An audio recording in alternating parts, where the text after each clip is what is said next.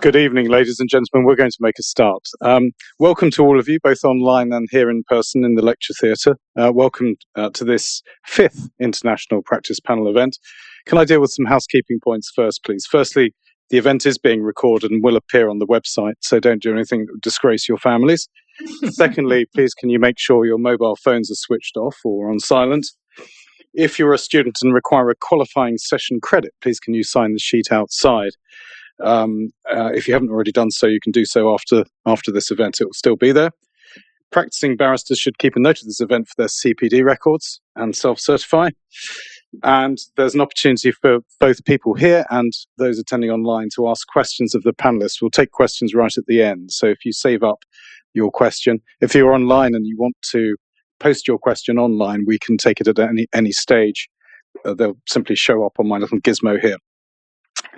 So what this practice panel is intended to do is to encourage students and practitioners who do not have an established international practice, but who have an interest in the area or just want to find out what it might involve, to get a deeper understanding of how people who do have an established practice area got into it.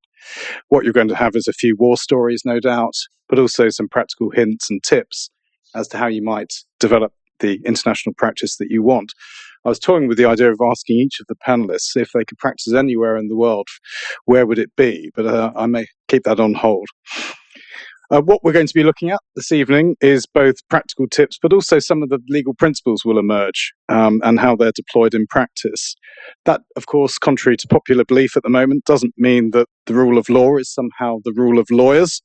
Indeed, I suspect if we were living in a world ruled by lawyers, things would be even worse than they currently are.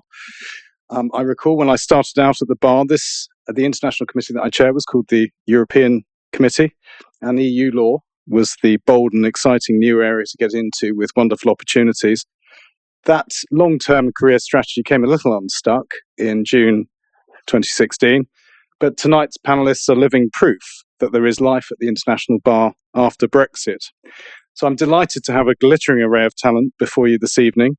They all have a home base in the UK, but regularly appearing courts elsewhere.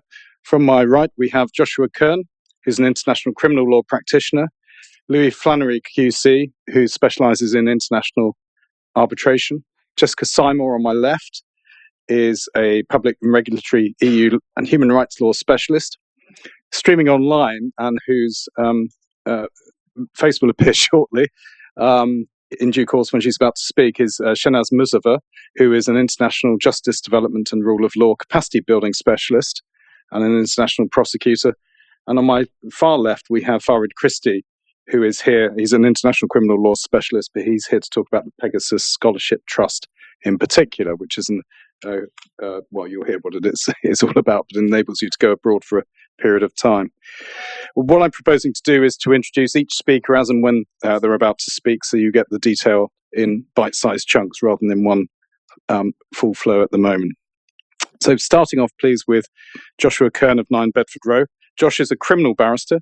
He was initially admitted as a solicitor at Herbert Smith in England and Hong Kong, and then transferred to the bar in 2013, having worked on a series of very high-profile cases, including the Khmer Rouge Tribunal, the International Criminal Tribunal for the former Yugoslavia, and the International Criminal Court, or ICC. He was involved in the first trial at the ICC of an incumbent head of state, namely President Uhuru Kenyatta of Kenya, and he continues to practice international criminal law, both in international fora and also in domestic High Court, Crown Court, Magistrates Court proceedings for extradition and so on. So let's hear from Josh as to how he got into the wonderful world of international criminal law. Thank you, Kieron, and thank you all for coming, especially those of you here in the inn. It's great to see you in person, and those of you in the cloud. You can see me, I can't see you, but hello. As Kieron said, I'm a barrister at 9BR, and my practice, as like Chambers' practice, spans extradition, international criminal law, and serious crime in the international tribunals as well as in the domestic courts of England.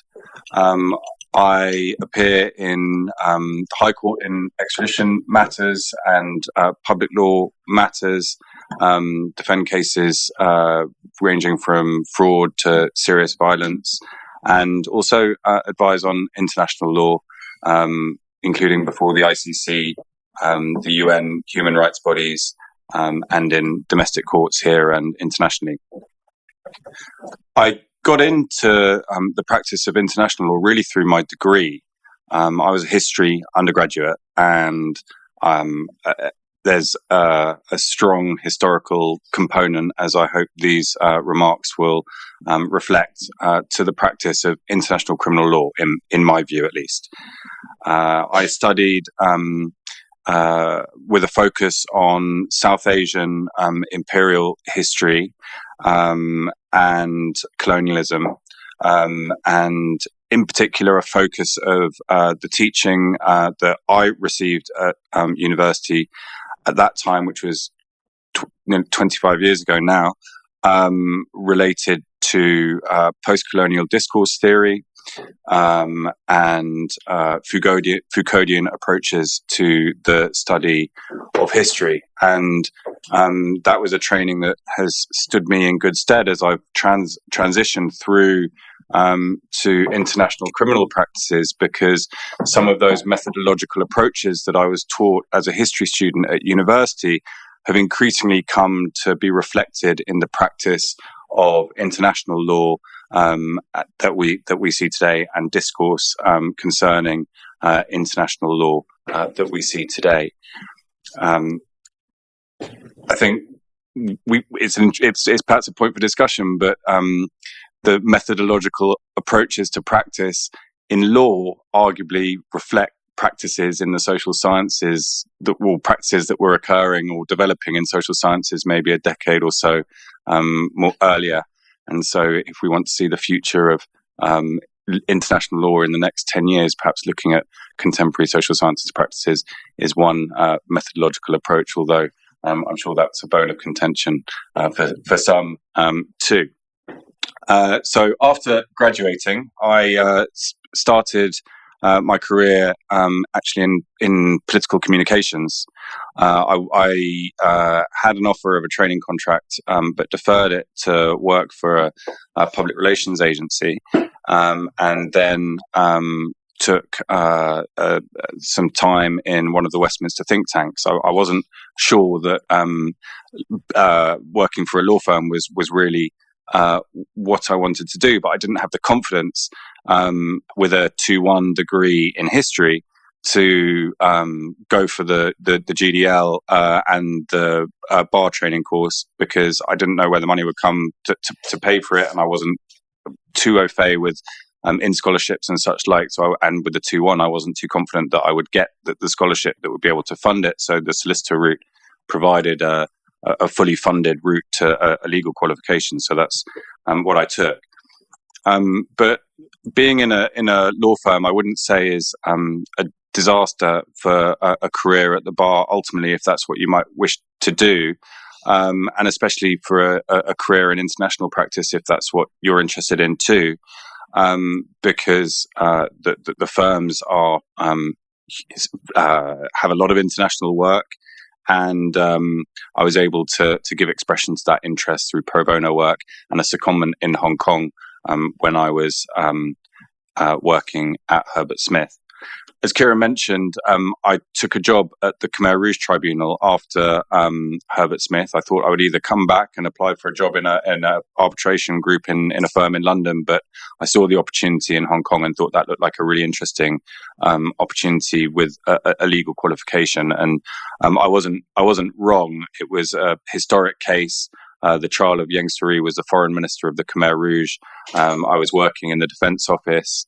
It was an eye-opening experience to be participating in this trial, which was charging the most serious criminality charged in any trial since arguably the IMT trial at Nuremberg.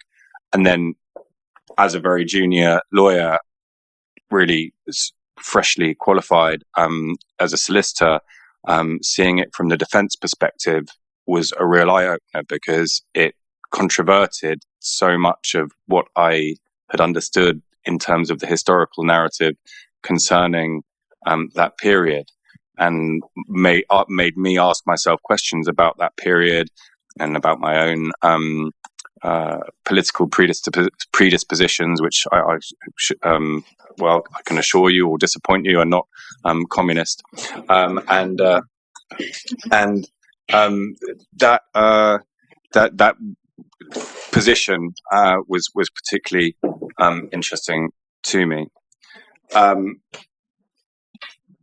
I moved from Cambodia to The Hague to work for the same trial lawyer who I was working for in Cambodia, who had a case at the Yugoslavia Tribunal defending the Prime Minister of the Bosnian Croat entity that was established during Bosnia during the civil war there. And he advised me that in order to obtain the full complement of skills as a trial lawyer, oral advocacy, drafting applications, as well as the skills of a litigator that you get as a junior lawyer on a big team like that or in a big law firm, I had to transfer to the bar. And so I followed his advice and applied for a pupillage, and thankfully, in the course of applying for a pupillage, was able to get an opportunity working on the ICC case of Kenyatta, which Kieron mentioned. Upon getting pupillage, it was a step back from these affairs of state that one considers or litigates as an international criminal practitioner, and it was more likely to be the theft of a packet of crisps from Marks and Spencer's in Chelmsford for a period of 2 or 3 years. But it was only through going through that experience of trial after trial, cross-examination after cross-examination, oral application after oral application in the magistrate's court, small trials in the Crown Court, that only after some years I was able to develop somewhat of a personal style and to start to understand some of the nuances of trial advocacy, which I'm still learning every day today, for sure, but certainly all of which I would suggest, even in those small cases, the dog bite case, the theft of the packet of crisps, are directly transferable to the practice of international criminal law, in my view. In terms of what I do now in ICL, it's quite different to the work that I started with. That's mainly the result of the fact that I'm practicing from London rather than The Hague. The practice area has changed too. In 2010, the ICTY was live, the ICTR, the ECCC, the STL, the SCSL, the Khmer Rouge Tribunal. Now there's only the Kosovo Special Chambers and the ICC, and there's only one live trial at the ICC at the moment. So that has necessarily shrunk the opportunities for international criminal law litigation at trial in The Hague, but that doesn't mean that for lawyers in London there are not still opportunities. As I said, I am currently instructed to advise in relation to submissions before UN human rights bodies, and domestically, as well as in relation to pre-trial matters at the ICC, primarily relating to the Israeli-Palestinian conflict. Now, and I'm happy to take questions on that work to the extent that I'm able, and to the extent materials are in the public domain and are not sub judice in the Q&A.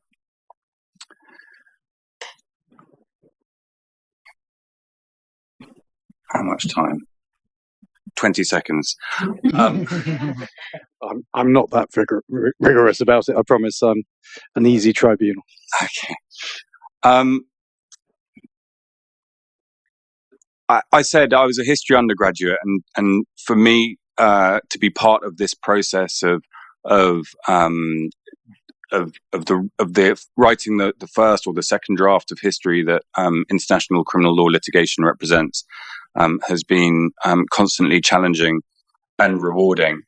But I also said that my preconceptions from day one working on the Yang Suri case were turned on their head through coming at this work through the prism of defense practice.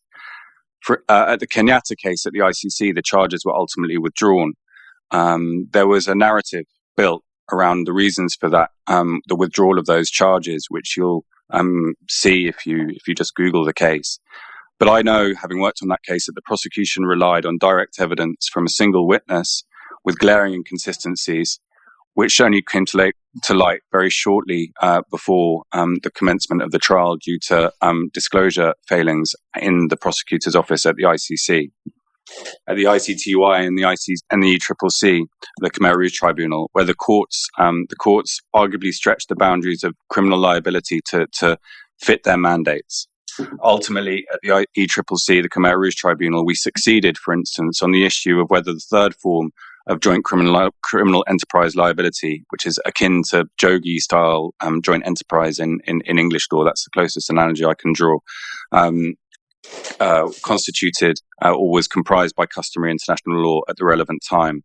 But that expanded mode of liability remained law at the ICTY throughout, which was a glaring and immediate inconsistency to me. And those experiences, as I came back to England, made me think, who really defines this project of international justice? The ICC, for instance, claims to act for the international community as a whole. But what does that mean when countries like the United States, Russia, China, India are not even signatories? And those experiences have provided me with a pragmatic approach to the tribunal's potential and track record upon my return to England. So I would consider approaching international criminal practice with a healthy dose of skepticism if you decide to progress down this road. That mindset, combined with the strong advocacy skills you'll develop as barristers, will also give you the tools to challenge tribunals, push them to correct their past mistakes, and ultimately make a meaningful impact in the fight against impunity too. And what advice I would give you if you're looking to break into ICL: first, get trial experience at the bar. Find a set with an ICL presence, take every chance to develop your advocacy skills, and that will set you apart. Secondly, be resilient. Criminal practice isn't easy. ICL practice is no different. Some days you'll question your choices, but on others you'll realize you have one of the most interesting jobs in the world. Thank you very much, Josh. We're moving on now to Louis Flannery KC of Littleton Chambers. He had an illustrious and celebrated career at two top commercial firms, Stevenson Harwood and then Mishcon de Reya, before joining Chambers in 2024. He's an international arbitration specialist and deals with cross-border litigation in particular, with an emphasis on fraud and conflicts of law issues. He acts as counsel before major international tribunals and regularly sits as an arbitrator himself. He's an expert witness on English arbitration law, born of his consultant editorship of Robert Merkin's Arbitration Law and the slightly more equally distributed Merkin and Flannery on the Arbitration Act 1996. Louis has acted for or been involved in some of the biggest cases in English history, including the Fiona Trust case, which seems to get cited in every case I do, DR Cuman and the Czech Republic, and in the Supreme Court case of Halliburton and Chubb, where he represented the Chartered Institute of Arbitrators. Over to Louis. Thank you, Master Beal, and thank you for coming. Yes, be resilient. I completely agree. And I would add, be lucky, because you're going to ask at the end how. And the answer is be resilient and be lucky. But let me take you back to how it was 37 years ago, when I joined a small law firm in Reigate near Guildford, lived near Guildford. And somehow, within 5 years, and we're talking the early 90s, I decided that I was so unhappy with my Desmond. And for anybody who doesn't know, in the 1980s, the Desmond Tutu was the class of degree that you got. If you couldn't get a Richard III, you get a Desmond Tutu. So I wasn't going anywhere near any of the illustrious firms or the bar, but I had to make do with a small firm in Reigate. But I decided I need some letters after my name, so I took an exam at the Chartered Institute of Arbitrators, get some letters. And then I somehow fell into an arbitration at the firm I was working for then. And this was in the early 90s. I took a trip down memory lane yesterday because I went to the Law Society Library. If you don't know, you don't have to be a solicitor to go in because nobody challenges you. It's on Chancery Lane. And the reason I went in there is because they have every Legal 500 and every Chambers and Partners in hard copy going back to when they were first published. When was that, you're going to ask? The answer is Legal 500 1989 and Chambers and Partners 1990. And I looked in them to see what they said about arbitration. Answer, none, nothing. Because in the 80s and the early 90s, arbitration was not a discipline. It was something that a few litigators dabbled in England at least. And I then went through the directories to go through the 90s and found out that arbitration became recognized in around the mid-90s as a practice area.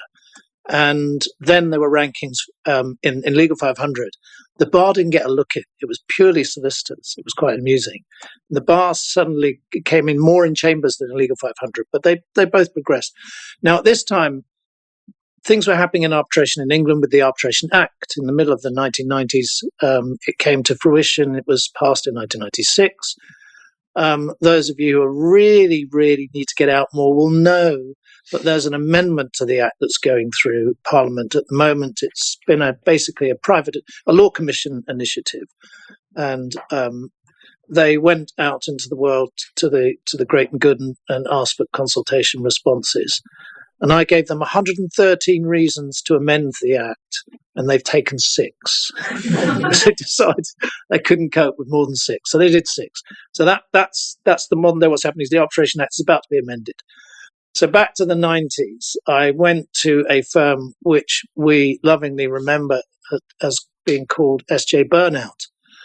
Its real name was S.J. Berwin, but it was famous for the fact that it chewed up and spat out a lot of young associates like me. But I managed to sort of stay the grade until I decided, for family reasons, I wanted to move out of London. So I left to go to a small firm in the countryside called Howes Percival, where I managed then, as Kieron mentioned, to acquire editorship of a work on arbitration law and then co-author the work on the Arbitration Act, which got me a sort of recognition. And then decided in the late noughties to come back into London, and I joined Stevenson Harwood. By this time, arbitration has exploded to the point where now, I mean, in 1995, I looked through, there were about, in Chambers and Partners, about 6 or 7 silks mentioned, roughly that number. Now there's about 150. And 150 solicitors, and they're ranked as arbitrators, or they're ranked as counsel, they're ranked in investment treaty arbitration or commercial arbitration. The directory is now so big you can't get it physically in the library anymore. It's online because it's just pages and pages and pages and waffle. And I stripped myself of my Hall of Fame ranking in Legal 500 last year when I leapt from solicitor to the bar, where I'm no longer recognised. So I'm a non-entity as far as the directories are concerned. Not that I care that much, to be honest. But I have been very lucky because my career has kind of matched the growth of arbitration. I've just been in the right place at the right time, more times than I can count. So when I say be lucky, I mean be lucky. Yes, you can sometimes make your own luck, but it doesn't always go that way. You do have to just somehow be in the right place at the right time.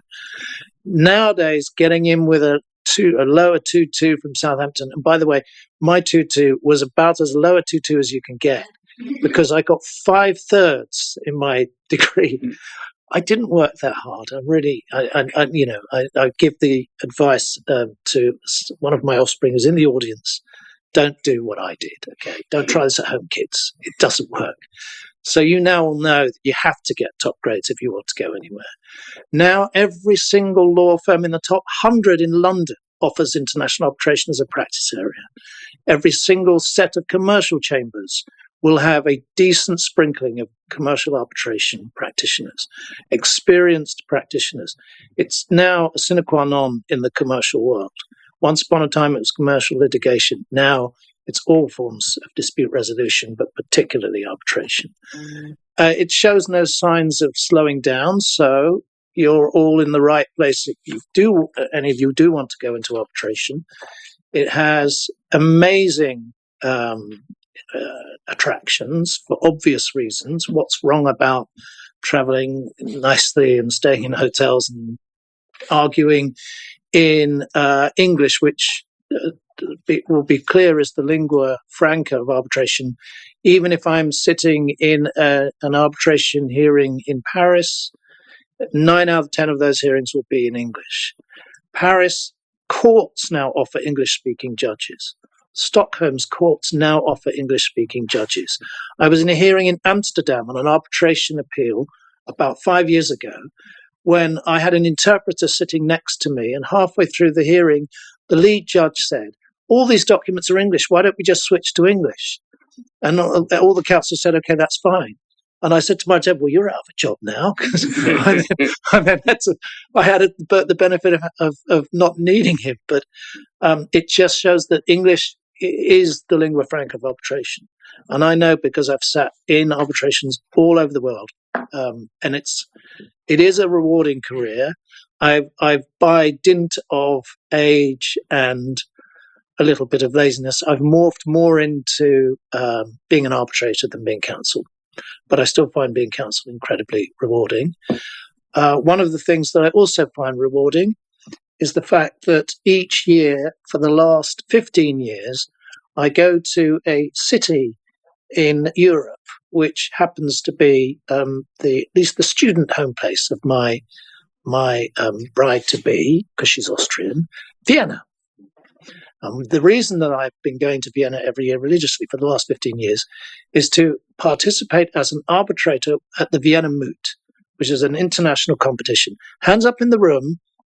I know there's two at least who's heard of the Vienna Moot, the Vienna Viz Moot. Okay, a sprinkling. Okay, so it happens every year. 400 teams from about 120 countries around the world gather and they compete in the Moot, and it is for them, obviously, a terribly nerve-wracking experience because you get tyrants like me, certainly in the later rounds. When we come in, they bring in the more senior folk for the later rounds when it gets a bit more competitive. It's 400 teams, general rounds, and then they make a Wimbledon 64 teams go through. 2 minutes.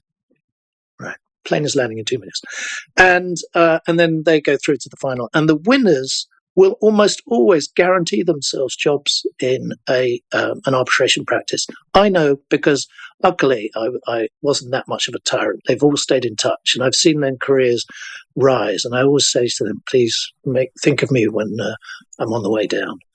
But it is a great experience and I'm glad to see at least two of the team here today because the Inner Temple has its own team for the Vienna Moot. And I am very pleased and proud to say I helped coach it. If I go on any longer, it'll become a sedative. But I'm happy to take a Q&A. Thank you very much. We always called thirds Douglas Herds, but that may be... Douglas Herds, that's the one. I was thinking of it. Douglas Herds, yes. I didn't know whether... Yes. Jessica Simor on my left is recognised as one of the country's leading specialists in public regulatory, EU and human rights law. She's acted for a massively wide range of clients, from large companies, regulators, government departments, NGOs to individuals. I think you tried to impeach the Prime Minister at one point, didn't you? She has got particular experience in environmental issues, climate change, recycling. She was involved very recently in the highly important but difficult to pronounce Strasbourg decision in Klima Seniorinen. That's the one. Jess spent time working on legal issues in the European Commission Environment Directorate in Brussels, then in Strasbourg in the European Court of Human Rights, and then in the Human Rights Ombudsman's office in Sarajevo. She's the original author and now consultant editor of Sweet Maxwell's Loose Leaf on human rights practice, and she's been in more famous battles than I have time to mention. Welcome, Jess. She's a bencher of Middle Temple, but we're not going to hold that against her this evening. Thank you, Kieron. So Kieron asked me to talk about how I developed an international practice, and I think just to add to what Lewis said, luck is obviously key, but also history. And I think the next 30 years, which is going to be your practices, is going to be very different from the 30 years that I have lived as a practitioner. The key question for me actually is why. So for me, the first question was, why do I want to do this at all? And what drove me was the environment. I studied geography, and probably now that would be environmental sciences. And I wanted to work for environmental protection. And at that time, it seemed that the law would be a very good way to do it, because it was the nascent days of environmental law. It was the 1992 when I started, the UNFCCC, Rio, Montreal Protocol. So it seemed as if the world was waking up to a crisis that had already been known for 20 or 30 years. And I studied climate change, and everything that was predicted when I was studying in the 80s is happening now. So it was all really known. So it was clear to me that I didn't go into the law to be a lawyer arguing about landlord and tenant disputes. I wanted to do something that was connected with policy. And the area to do that for me at that time was EU law. So I looked for an EU law chambers and was lucky enough to get a pupillage at Moncton Chambers. And so that's where I did my pupillage, and I trained with the Treasury Devil at one point, EU practitioners at another. And so I got a very good range of public law and EU law. But I assumed, of course, that I wouldn't get tenancy, and therefore set up to get a stage in Brussels. I was lucky enough to get tenancy, but nevertheless went on and did my stage in DG11, which, as Kieron said, was the Environment Directorate, the legal department of the Environment Directorate. In fact, I then discovered that environmental law at an EU stage, at that stage in time, was things like chemical labelling. So I spent a lot of time, something that you could not possibly imagine. But in those days, pre-internet, the law was changed all the time, but not consolidated. So my first big case was actually for Rio Tinto Zinc, not very environmentally sustainable or whatever, but anyway. Allegedly. Allegedly. Anyway, it's very early days. And it was a brief about particular labelling of a particular chemical. And I got paid an enormous amount of money, not to interpret the law, but to actually work out what the law was. And what that actually involved was scissors and sellotape. And we've got all the EU directives and regulations, and I would cut out the new amendment and stick it on. And eventually we had the law. And once we had the law, we then gave our advice. And I did that with a once very famous practitioner, Jeremy Lever, QC. But I remember thinking, this is really rather odd that I am being paid actually to find out what the law is. Obviously now we have wonderful technology that makes that all unnecessary. Anyway, so I went to Brussels, then I came back, did a bit more, ended up doing things like competition law, state aid, and thought, well, I want to do something else. So I went and, again, pre-internet days, I went over to Strasbourg. I wrote a letter. I said, could I come and work for you? They said, no. I got on probably an aeroplane. I went over there. I knocked on doors. I got a job. Again, it's kind of difficult talking to younger people because you think it's so much harder for you now because you're one of hundreds who fills in things online, sends them off. And things were much more human, I might say, in our day, albeit they were pretty tough as well. Anyway, I worked in Strasbourg for a year, which was fantastic. Someone from the Foreign Office tried to recruit me at that point. And I suppose looking back, that was quite a sort of fork decision to say no to that opportunity. And I do wonder, what would my life have been if I'd said yes to becoming a legal advisor in the Foreign Office? Anyway, I was then offered a job in Sarajevo where they set up a sort of Strasbourg-like organization, the Human Rights Ombudsman, based in the Dayton Accords, and I went and worked there.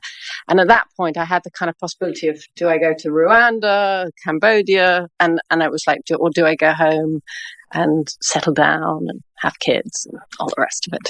And I opted for the latter. Came back to Moncton, but being a human rights specialist at that point, of which there were not very many, I ended up writing the human rights practice with Ben Emerson. And we then, as a group of, there were about 10 or 12 of us in the beginning, set up Matrix Chambers. And then, of course, at that time, international law became domestic law because the convention became the Human Rights Act. So that's the sort of background. I now do work still with EU law, work on bilateral investments treaties, particularly the Energy Charter Treaty, that in the context of environmental law, human rights cases. And of course, if you do those, if you know those kind of areas, you do find yourself instructed in cases that are not purely domestic. But as I say, I think that the next 30 years is going to be so different that it's going to be a question of, what is happening? So thinking, what is happening? What do I want to do within what is happening? Kieron asked me about war stories, and I thought about this, and I thought pretty much every case is a war story. And the worst war stories are related to leaders who don't turn up at the Court of Appeal or turn up with no socks on. That is not a joke. There's nothing wrong with that. And to be honest, I have so many war stories, but nearly all of them reveal some appalling conduct by a lawyer or a judge that I'm not going to speak about any of them. I even have a story where a most charming, intelligent and brilliant solicitor subsequently was convicted in the Old Bailey of fraud, stealing clients' money, a big city firm, and sentenced to 15 years in jail. So the legal world is full of crazy stories and crazy people, some of which you will never, ever speak about to anyone. And that leads me on to tips. EU law, not really an option for you, but maybe it is. Maybe you have an EU nationality, maybe you have a way into that. Things are going to change, I believe, in the next few years. Human rights, certainly an option to you. Other international organizations, insofar as they survive, something will come out of the ashes. 2 more minutes. There's stuff is going to happen. You need to sort of think what is happening and be kind of aware of what is changing. I heard a heart surgeon on the Life Scientific last week speaking, and he was asked sort of tips, and he said PPH, and I thought it was very good. First, passion. And I think that takes me right back to the beginning, which is why do you want to do this? And frankly, if one of your motivations is money, that is a good reason, right? So if you say, well, I just want to make a lot of money, then pursue a particular kind of international arbitration or whatever. But do ask yourself why. And do also ask yourself, is that why going to be the same in 20 and 30 years? You won't know the answer to that, but at least try and imagine what it might be like to be 50. Just one example of that.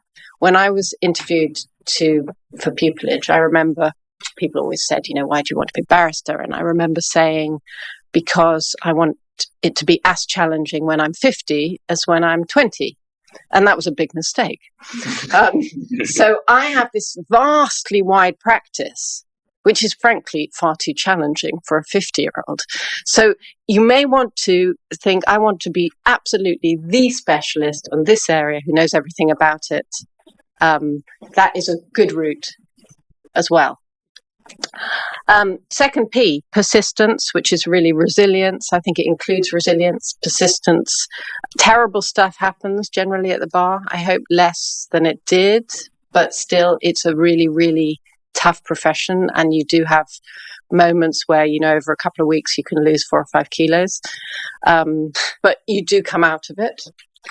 And the third one, H, is humility. And I think humility is the most profoundly important element of being a barrister, because you've always got to assume that your leader, your junior, your opposition, the judge, actually, they've got a point, i.e. they're not stupid. And one of the great privileges of being a barrister is you are with generally very intelligent people, and generally they do have a point. Thank you very much indeed. We're now going to move on to Shenaz Muzaffer, who is the General Counsel of the International Association of Prosecutors. And I hope Shenaz is going to appear miraculously. Yes, she has. Behind me. The IAP is the only worldwide network of prosecutors, and Shenaz is on secondment from the CPS of England and Wales, where she was a Deputy Chief Crown Prosecutor, Head of the International Division, and Deputy Head of the Serious Economic, Organised Crime and International Division. She spent 11 years as a barrister prosecuting the full range of criminal offences before joining the CPS International Division. She was seconded for 2 years as State Counsel to the AG's office in Seychelles as part of a UK's counter-piracy mission, before spending 18 months as a liaison prosecutor in the United Arab Emirates, promoting prosecutorial cooperation between the UK and the UAE. She then spent 3 years as the UK's liaison prosecutor in the USA, advising on mutual legal assistance and extradition issues regarding serious organised crime. She then oversaw a network of CPS liaison prosecutors deployed overseas in 20 countries. Extraordinary range of things and countries that Shenaz has worked through and in. So we're delighted to hear from her remotely. Thank you very much. I hope everybody can hear me clearly. Thank you for the invitation to participate in this panel, and I'm only sorry that I can't be there to join you in person. Just firstly, to just really put a bit more flesh on the bones of my background and how I've ended up where I am. As Kieron has said, I started life as a criminal barrister in Birmingham, prosecuting the full ambit of criminal offences for about 6 or 7 years, before moving to the Crown Prosecution Service as a senior Crown advocate to prosecute serious sexual offences, which was where my particular interest at that stage lay. And it was during that time that I became aware that the CPS had what was then a very small international division, which would deploy prosecutors overseas, often in conjunction with other HMG bodies like the FCDO, to work on criminal justice initiatives. And so 12 years ago, I joined that division, the international division of the CPS, for what was meant to be a 12-month secondment. My first deployment, as we've just heard, was to Seychelles. I actually spent 2 years there, seconded to the Attorney General's office in Seychelles as State Counsel, where I was prosecuting Somali pirates under principles of universal jurisdiction as part of HMG's counter-piracy initiative. I then went on to Dubai for about 18 months, again for the CPS. They're acting as their asset recovery advisor. So that was dealing with all cases between the UAE and the UK where criminal assets, had been stashed in the UAE. And then from there, I went to Washington, DC, where I spent 3 years at the British Embassy as the CPS's liaison prosecutor to the USA, dealing with all mutual legal assistance and extradition cases between the US and the UK. When that posting ended in 2019, I came back to CPS and took up a role as head of the international division. So by that, I oversaw our network of prosecutors and led for the CPS on all of our international engagement. And for the last 2 years, I've been seconded to the International Association of Prosecutors, which is a global network of prosecutors. We've got about 250,000 members worldwide in 170 countries, and I act as their general counsel, which involves not only doing their legal advice, but actually in large part dealing with all of their training and capacity building work. Now, unlike my other colleagues on this panel who have spoken about their direct involvement in international casework, my focus this evening is somewhat different. My focus is going to be on international justice development and rule of law capacity building in the context of the criminal law. And so I guess the first question really to start is, what do I mean when I'm talking about rule of law capacity building? At its most simplest, it involves supporting governments and institutions in other jurisdictions to develop, maintain, and strengthen robust, human rights compliant legal systems in relation to criminal justice investigations and prosecutions. The range of capacity building activity is incredibly broad.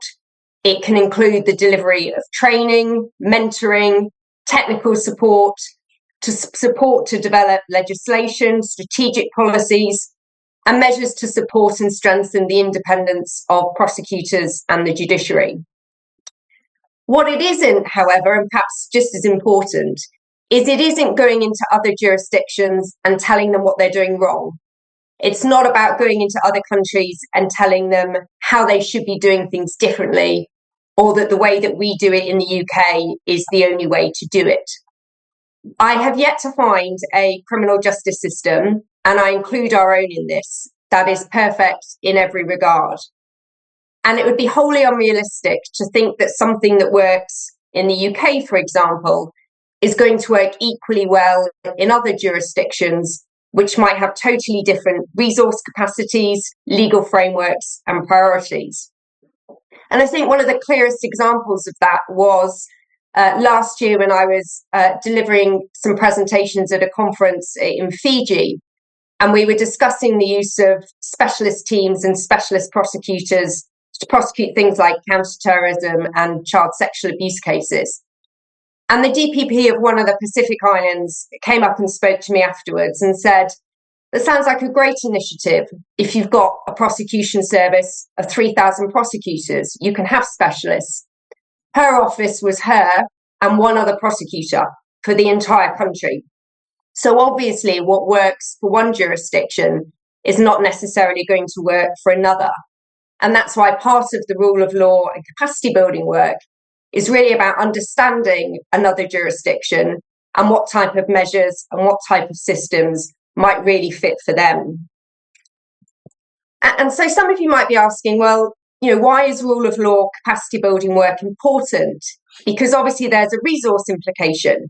If governments pay to either deploy somebody overseas as a legal advisor or pay a private company to help deliver rule of law initiatives, then there's an impact on that.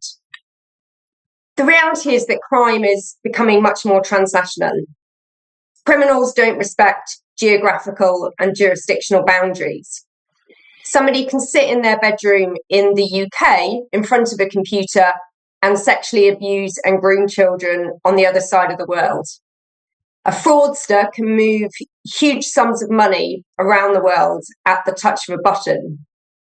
And so not only do we as prosecutors and lawyers have to work more collaboratively with law enforcement and prosecutors in other jurisdictions, we also need to work collaboratively to ensure that there are no safe havens for criminals.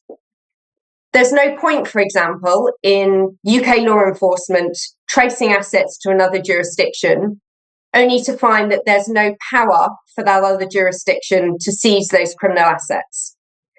There's no point in us obtaining evidence from another jurisdiction that's been obtained in breach of human rights, which is then inadmissible in our courts. And so capacity building work is so important because it strengthens the rule of law and contributes to both our national and global international security. And whilst I can't say that that's why I wanted to do this kind of work, as I said at the beginning, I somewhat fell into it, saw an advert, thought it looked interesting, decided to take a jump. It's certainly why I continue to do it and why I believe so passionately about it. The most interesting part of working in the capacity building space is really the opportunity to experience different cultures, different legal systems, and different practices. As well as it being a constant learning curve, it's also made me much more analytical of the systems that we have in the UK. I was in Hong Kong at the end of last year delivering some training on dealing with vulnerable witnesses. Their system is very much similar to ours in terms of it being a common law system, but the way that they deal with vulnerable witnesses is very, very different. And so it was both fascinating and constructive to really reflect on the different approaches, what works, what doesn't, and actually also what could work in our system as well. The most rewarding part, and I appreciate this sounds a bit cheesy, but I'll say it anyway, is really a genuine ability to make a lasting difference to the development of the rule of law in a particular jurisdiction.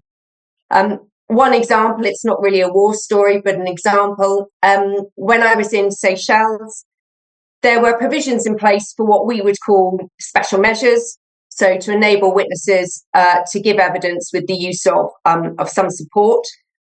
But all of those special measures still required the identity of a witness to be disclosed to the defence. And that was a real challenge in some of the piracy cases where some of the witnesses were either security forces or intelligence forces from naval forces. And so in order to deal with that challenge, I drafted Witness Protection Act for Seychelles, put it through Parliament, presented it to the President, saw it brought into force, and actually was able to rely on it in one of the piracy cases that I was dealing with. And so it really does give an opportunity to leave a lasting legacy in some of the countries with which we engage. In terms of challenges, as with any role, there are many. I think one of the biggest challenges that I find in terms of capacity building work is that things can often move incredibly slowly and often can depend on political will and traction in the country that you're engaging with and working in. And that can be incredibly frustrating, especially when it impacts on operational casework. And so just very quickly with an eye on time, I was asked to give a couple of tips for those who might be interested in engaging in this kind of work. The first is that you really need a strong criminal background, both in terms of the fundamental principles of criminal justice, best practice, but also the practical implementation of criminal law. Secondly, you need the ability to be able to build constructive relationships with stakeholders, whether that's law enforcement, other prosecutors, governments, NGOs, and the private sector. And thirdly, and I think this picks up on what some of the other speakers have said, is that need to develop a really broad cross-transferable skill set. When I first went to the US, I didn't know anything about US law, but what I did know was how to absorb large amounts of information quickly and pick out the salient points. I'd never drafted proposition papers before on policy, but I knew how to present an argument clearly and succinctly. And so having that broad skill set and that base that you develop as you start your careers is incredibly important. And so just a final thought before I finish. When I was first called to the bar 23 years ago now, as I calculated when I was totting it up earlier, my career path was very clear to me. I was going to be a criminal barrister. I was going to rise up through the ranks. I was going to do cases of increasing complexity until I retired.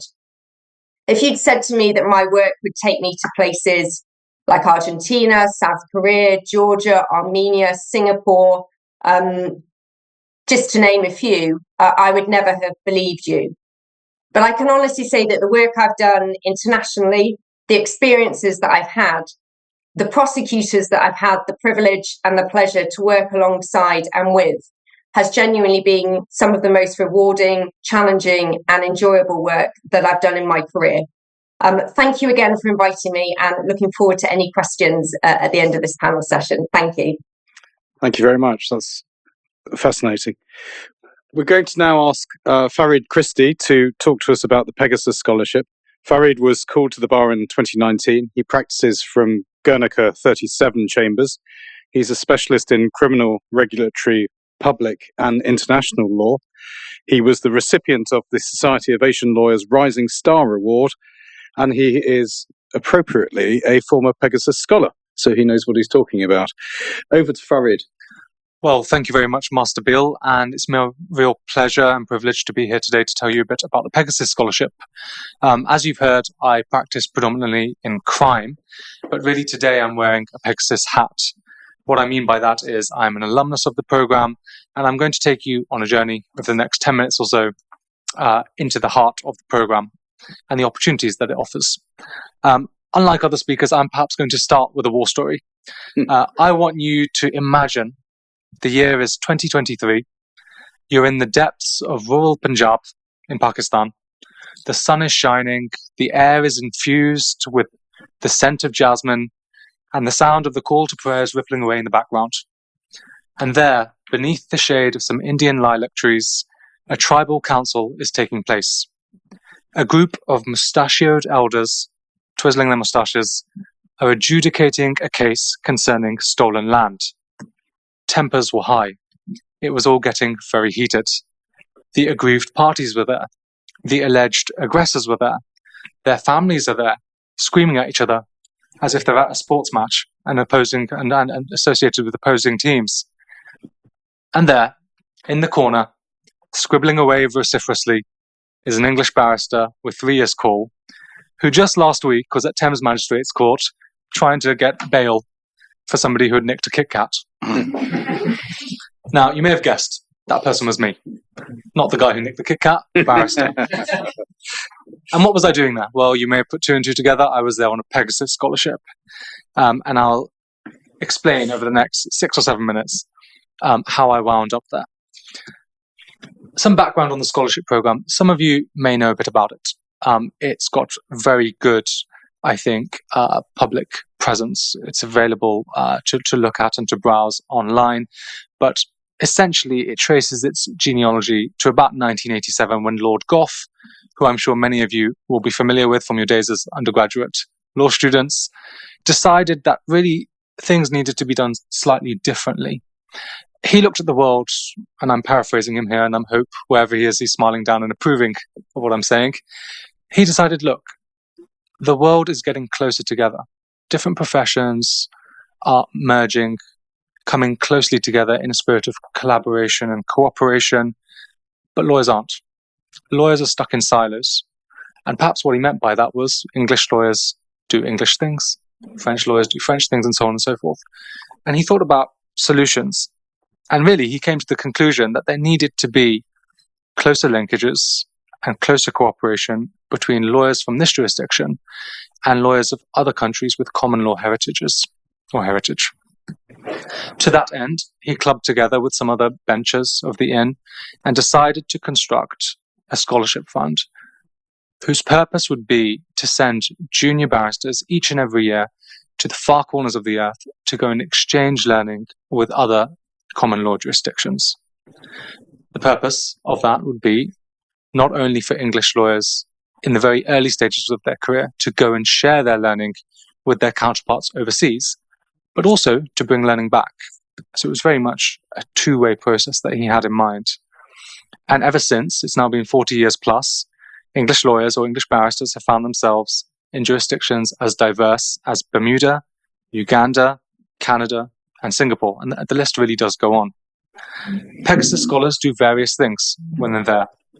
For example, clerking for senior judges, shadowing commercial lawyers, working on the rule of law development, or, as in my case, learning about the operation of what social anthropologists would call informal justice mechanisms. It's something I would heartily encourage you all to consider and to apply for. Why? Because first and foremost, it's a fantastic opportunity to go overseas and to learn about the common law as it's applied in other jurisdictions. The common law, as you know, is not a monolith. What we have in England, although perhaps this is the home of common law, is not the only way it's interpreted and applied. If, for example, you go to South Asia, what you find is a common law that largely reflects the law of Victorian England. It may sound bizarre, but when I got to Pakistan and I spent hours in the libraries of the Lahore High Court, I was really surprised to learn that actually much of the procedural law, much of criminal procedure derived from the English procedural code as it was applied in Victorian England. And that really gave me another perspective on things. It was a fantastic learning opportunity. But but also allows me to apply context to some of the work that I do now. I think it gives you unparalleled insight and experience. I worked, for example, I was based at the Supreme Court in Islamabad, but I worked across the jurisdiction of Punjab. And during my 3 months there, I saw over 300 criminal cases, spanning matters from terrorism and espionage all the way through to theft, paedophilia, and sexual offences. It was a really harrowing and difficult experience at times, listening to victims' accounts in the witness box, listening to practitioners, in particular female practitioners, telling me about the difficulties they encountered pursuing their dreams of becoming prosecutors. It was difficult listening to police officers saying, look, we really know this guy is the culprit, but we just don't have the evidence to pin on him because we don't have a system that recognizes forensic evidence. And really, the purpose of my trip was to go on a learning expedition. That was the remit of my scholarship. But after a few conversations with senior judges there who were looking after me, they said, well, look, Fahrid, I think you're onto something here. Why don't you write this up for us? Why don't you come back to us with some ideas and recommendations once you're done? And so I did just that. After 3 months, when I was done with my scholarship, and I had put on about 12 kg in weight because everybody I met wanted to feed me delicious Pakistani spicy food. I came back with a report. The report was 100 pages long, 30,000 words, and in it I presented 63 recommendations, not quite the 113 that Mr. Flannery had done, but 63 recommendations for how I felt Pakistan could make small incremental changes to its criminal procedure code in order to make things fairer, more accessible, and generally to improve access to justice. Those recommendations are currently with the Chief Justice. They're currently with the Attorney General. I don't know if they're going to accept 1 or 2 or 10 or 100 or however many it was, 63 of them. You've only got 6 to beat. But it's a really lovely feeling, if I'm honest with you. I'm departing from the notes I had written now, and I'm just talking from the heart, as it were. It's a really lovely feeling at 5 years' call at the English Bar to be able to look back and think, what did I do with those 3 months as a scholarship? What did this scholarship trust and the Inns of Court collectively allow me to do? What was the platform? It allowed me to offer suggestions to another jurisdiction, to which, by the way, I'm obviously personally linked. It is the home country of my 4 grandparents and part of the reason I wanted to go there. But it allowed me to engage with their key stakeholders, their senior judges, and to offer up solutions. Some of those solutions were substantive. For example, I think the oath that is taken is really outdated. It's a Victorian-era oath that most people, incidentally, can't understand. And it's only available in English, which is problematic for a country where multiple languages are spoken and English is perhaps not the first language of everyone. Other changes were more pragmatic. For example, every single court I went to had a witness box. Nobody stood in the witness box. Everybody gave their evidence from the back of court, flanked by their lawyers, usually flanked by friends and family, and whispering into each other's ears. And, talking from the perspective of an English lawyer, we might express some concern about how the integrity of the evidence might be affected by that. And what was lovely was my ideas were welcome. My ideas were challenged. Some people said to me, Fahrid, what a load of nonsense. Do you think this country is going to move forward in that manner? And part of the beauty of the experience was really the dialogue that came with it. I think the previous speaker, Ms. Muzaffer, made a really valid point. The work that we do is not about telling other countries how to do things or what to do. But the opportunity to dialogue with our counterparts over there was so, so valuable. And really, looking back at my 5 years in practice, I can say with my hand on my heart, it was the best bit. I enjoyed it tremendously, and I look back fondly. What did I gain from it? Long-lasting friendships. I have Supreme Court judges on speed dial. Hopefully, I'll never need them. I got away from some solicitors who irritated me here from time to time. Didn't have to see their faces for 3 months. It's a joke, of course. They send me my work and they pay for my bills. We are being live streamed. It gave me a wealth of insight into how things run in another jurisdiction. It also led to instructions. This is a key point, actually. I think if you're interested in doing international work as a junior practitioner, sometimes it's hard to envisage and to imagine where to start. Nobody does pupillage and then a day one of tenancy goes to the ICC.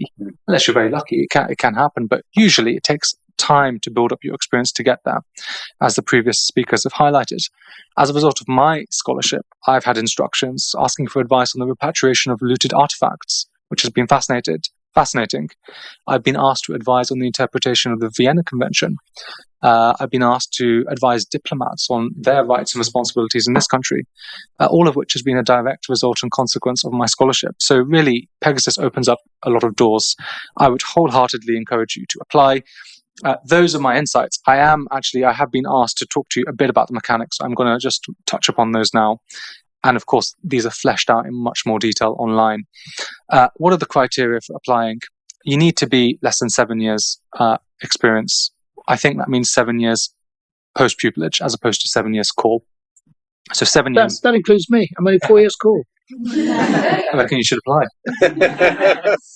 And the criteria are, obviously, you need to demonstrate a certain degree of academic achievement. You need to be a skilled advocate. That's tested at 2 interviews, I believe. You need to demonstrate interpersonal skills, because whilst you're there, not only will you need to get along with the people you're working with, but you are an ambassador of the Inns of Courts, and you are an ambassador of the English bar. So you need to demonstrate that you're good at making friends with people. And of course, you need to demonstrate a certain motivation for wanting to do this. There are several programs available. Some of them are very established. So, for example, religiously, the Inns of Court send a scholar to the US, and that scholar gets time in Washington, time in New York. Some, I believe, go to California, and often they get to go and spend time at the Supreme Court. Other scholarships may be your own design. So mine was my own design. This trust is really quite flexible in what's permitted. So I would suggest, have a think. If you want to pursue this, think about jurisdictions where you could see yourself working, where you would like to contribute something, and put in an application, whether that's an established program or one of your own design. So I wish you the very best of luck. I'm here all night. Feel free to ask me any questions, and best of luck. Thank you very much, Fahrid. That's very informative. You'll have to come back next year and see if you've beaten the 6.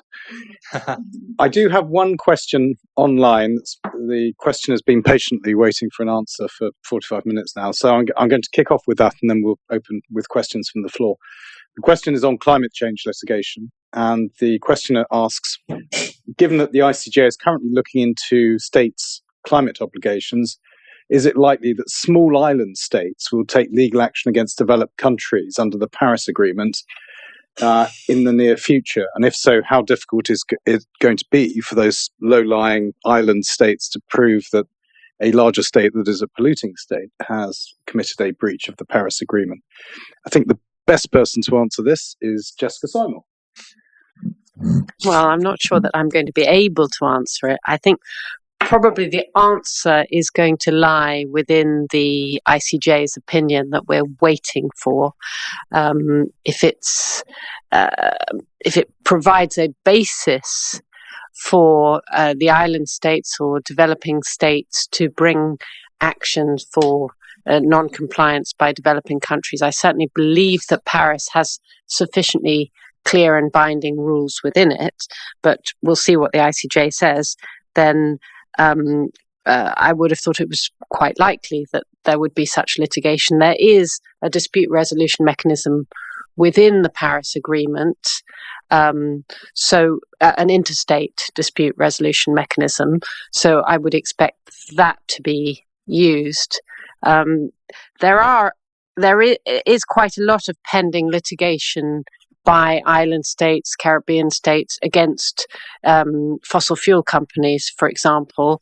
And if you're interested in this area of law, there's an amazing database of all the cases globally, which is run by the Grantham Institute in the LSE and also Columbia University in the States, where you can find what's going on. But I think that's as far as I can go, probably. That's very helpful. Thank you. And thank you to the questioner. Do we have any further questions from the floor? One here. When you're asking your question, please can you lean into the microphone, because I've been told it improves the audibility for those listening online. While it's being delivered, can I ask Josh a question? And I'm probably the only person in the room who doesn't know this, but you said the word Foucauldian. Yeah. I'm really sorry, I didn't know what that meant. Foucault. Yeah. Foucault. Well, the idea that knowledge is power. Oh. The deriving from the philosophy of Foucault. Oh. Well, what's the only person who didn't understand it? Okay. The godfather of postmodernism. Right. Thank you. As in Foucault, as in the pendulum. Yes. As in the pendulum. I've written F-U-K-O. Oh, Foucault. Right. Sorry. Foucault, yeah.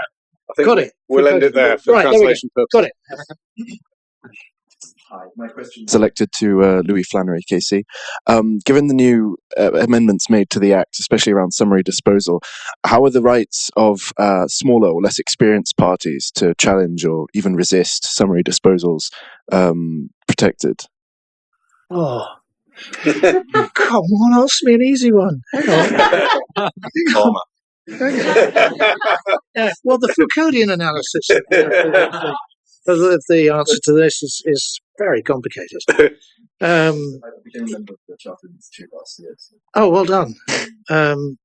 Well done.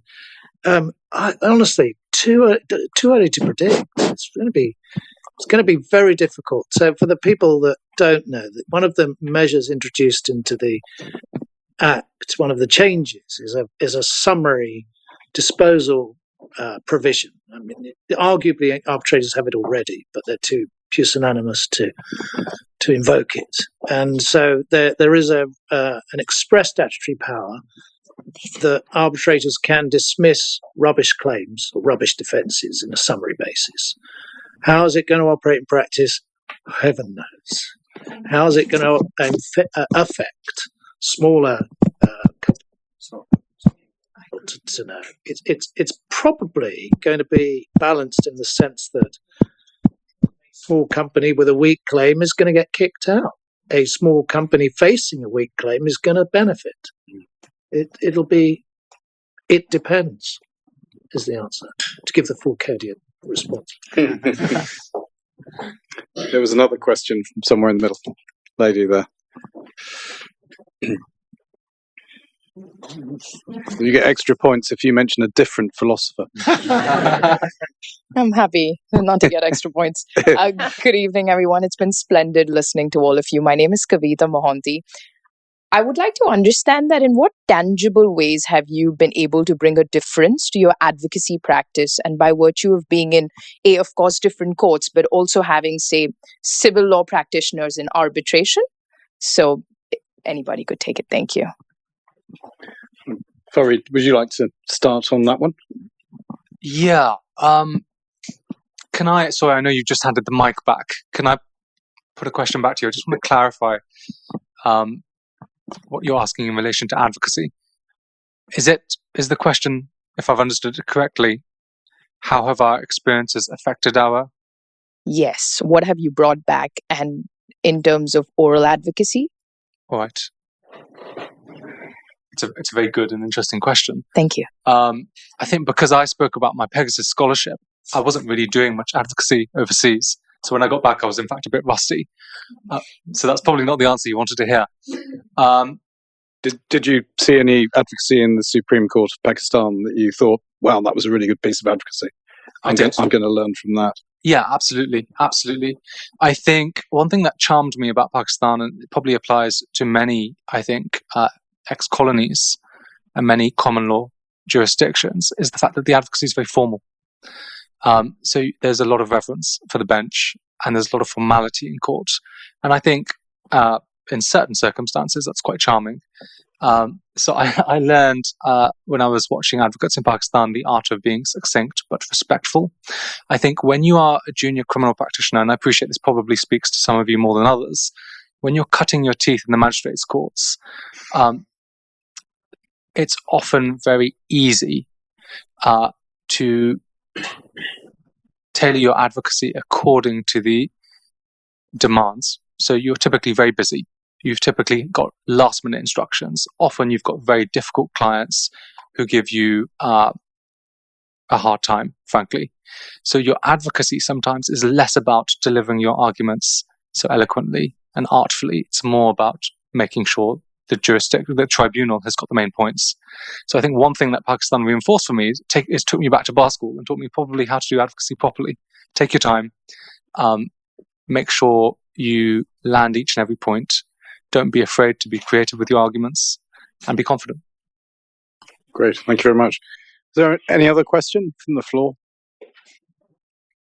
Let's just see if there's Can I chip in with another answer to that last Of course, question? please do.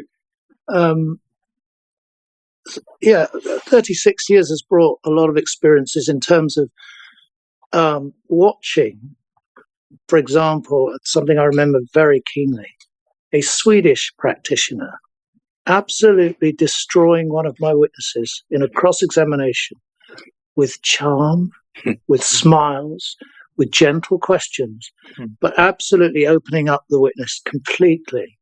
And me sitting there thinking, I wasn't expecting this. I wasn't expecting this. And I came away from that and I just thought, wow, that's very good. I learned a lot from that 1 week hearing where this chap had just really delivered a masterclass of cross-examination from a jurisdiction that doesn't recognise the art of cross-examination.